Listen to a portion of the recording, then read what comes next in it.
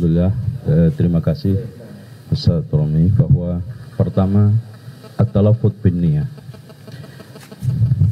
Kalau ada pernyataan bahwa Syafi'iyah itu sepakat mengatakan sunnah, kita baca di dalam kitab Al-Wajiz karya Imam Al-Ghazali, rukun awal sholat itu bukan niat, tetapi at-takbir, litakun an-niyah makrunatan bihi.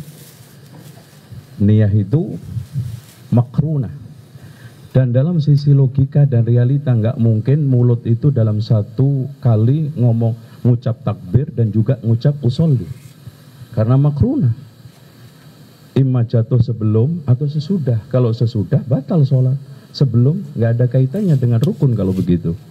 Karena di dalam kitab Al-Wajiz, litakunin niyah makrunatan bihi bihaitsu tahduru fil ilmi sifatus shalah wa yaktarinul qasdu ila hadal ma'lum bi awwali takbir wa yabqa mustadiman lil qasdi wal ilm ila akhir takbir. Sampai beliau mengatakan di akhir, thumma kaifiyatun niyah an yanwil ada awid duhur wa hal yajibu ta'arud lil fardiyah wal idafa ila Allah azza wa jal wajhani wan niyatu bil qalbi la bil lisan. Niat itu hanya di hati, enggak di lisan. Itu Al-Ghazali. Dan sekarang kalau dikiaskan dengan al-qiyas, la qiyasa ma'an nas.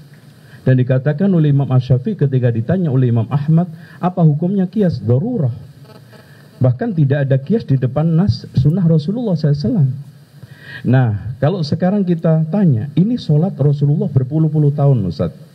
Berpuluh-puluh tahun sholat, yang Rasul ngasih contoh, sallu kama ra'aitumuni usolli.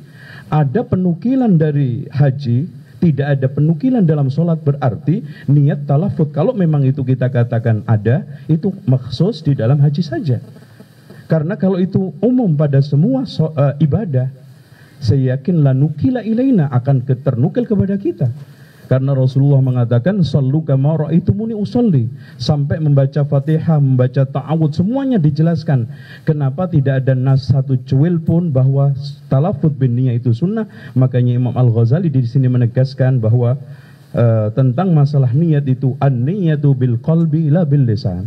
Itu. Ini saya kira tentang masalah niat. Nah, saya tadi agak tergelitik dengan pernyataan Ustaz Romli bahwa niat, kalamul ulama itu yufassir ba'duha ba'da. Benar, tapi jangan ustadz yang nafsiri. Karena kalau kita bahwa bid'ah dhalalah itu terfokus pada hal-hal tertentu hasanah, apa yang dimaksud oleh Syekh Pakih itu maksudnya adalah bid'ah dhalalah. Tadi di I'anatul Talibin mencontohkan bahwa yang banyak dikatakan oleh orang-orang awam dan mungkin juga termasuk ustadz, contoh bid'ah hasanah adalah tahlilan. Sementara dikatakan oleh imam yang pengarang kitab I'anatul Dimyati mengatakan bahwa itu termasuk jenis bid'ah dhalalah.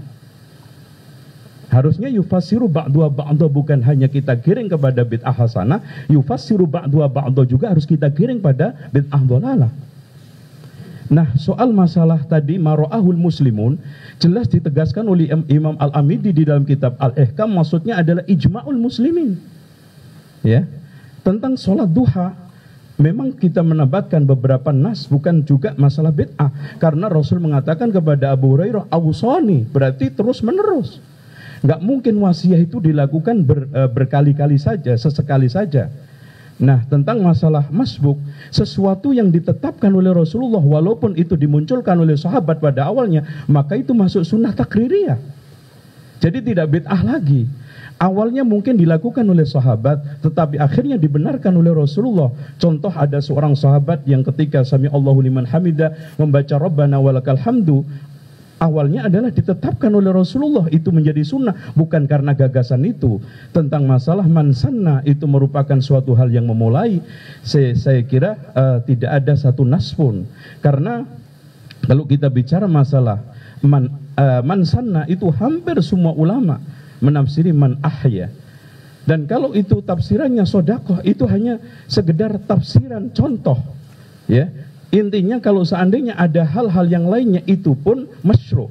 Contoh, man sanna fi shadaqah, man sanna fi sholati duha, man sanna fil witr. Kalau tadi Ustadz menyatakan bahwa inti bid'ahnya Umar itu bukan sholat tarawihnya, pelaksanaannya, tapi rakaat 20 itu ada nasnya di dalam musannaf Abdul Razak. Dijelaskan bahwa di sana dikuatkan juga oleh Imam Ibnu Hajar. Bahkan kata beliau, dua-duanya bisa jalan, 11, 21 juga bisa jalan. Li ajli tanawu, karena pelaksanaan sholat tarawihnya Umar itu 1 bulan, nggak mungkin hanya satu jenis. Maka kadang-kadang 11, kadang 20. Nah, tentang masalah ini kias di dalam masalah ibadah. Kias dalam masalah ibadah itu catatannya adalah selagi tidak ada dalil. La qiyas sama anas. Nah, tentang masalah ini Soim tadi bukan dalil talafut, tapi itu ikhbar kepada Aisyah, bukan ikhbar ilallah.